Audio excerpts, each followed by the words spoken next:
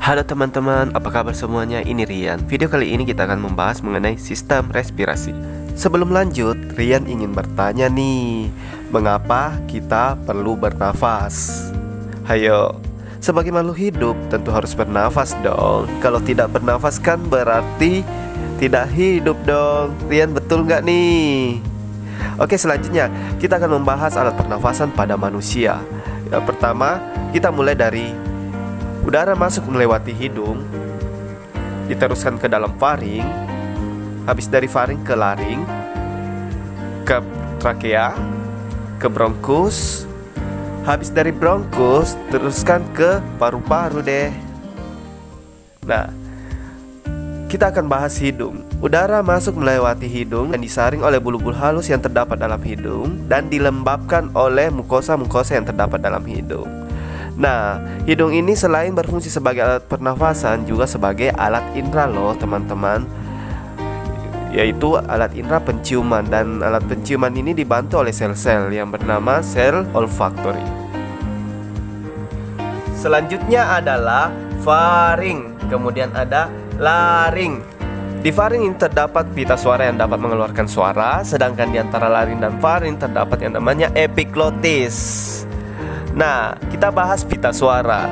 Jika udara kita melewati pita suara, maka pita suara ini akan bergetar, lalu ia akan mengeluarkan suara, dan suara-suara ini pun akan berbeda tergantung yang kita buat tentunya, yang didukung oleh hidung, lidah, dan juga mulut. Maka dari itu kita bisa berbicara, bercengkrama, bercanda, dan kita juga bisa bernyanyi loh. La la la la, merdu kan?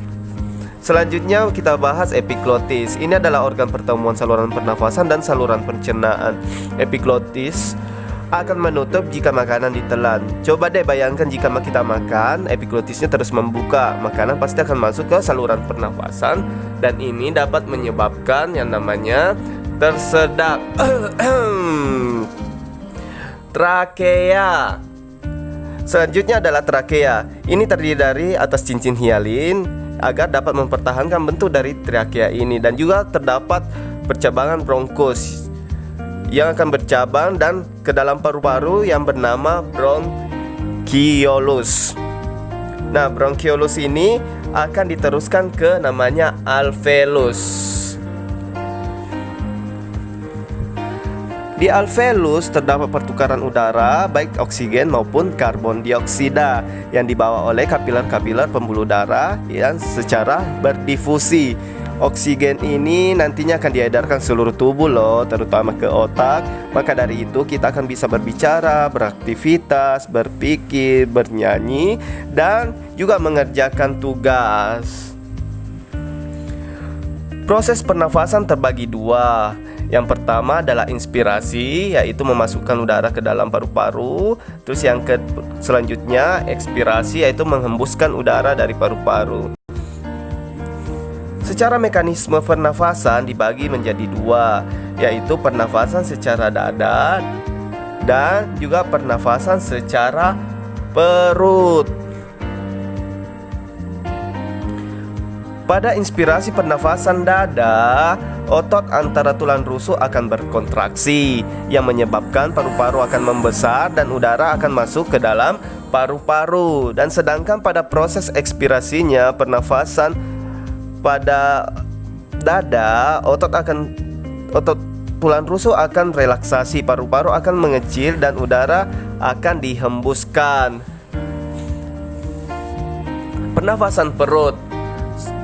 Pada mekanisme ini dibantu oleh otot diafragma. Otot diafragma akan berkontraksi dan mendatar, paru-paru akan membesar dan udara akan masuk. Sebaliknya, apabila otot diafragma melengkung dan relaksasi, paru-paru akan mengecil lalu udara akan keluar. Ya, itulah jenis pernafasan. Selanjutnya adalah faktor-faktor yang mempengaruhi frekuensi pernafasan. Yang pertama adalah suhu tubuh. Saat suhu tubuh meningkat 1 derajat saja, metabolisme tubuh akan meningkat sebanyak 10%. Maka dari itu oksigen yang dibutuhkan akan lebih banyak dan frekuensi pernafasan pun akan meningkat. Kemudian yaitu usia dan jenis kelamin. Tentu saja frekuensi pernafasan pada bayi berbeda dengan orang dewasa karena bayi membutuhkan oksigen lebih banyak untuk pertumbuhannya, dan juga perempuan memiliki frekuensi yang berbeda tentunya dengan seorang laki-laki karena laki-laki memiliki volume paru-paru yang lebih besar. Begitu pula ibu-ibu, bapak-bapak, kakak-kakak, anak-anak, dan om-om sekalian. Hehehe.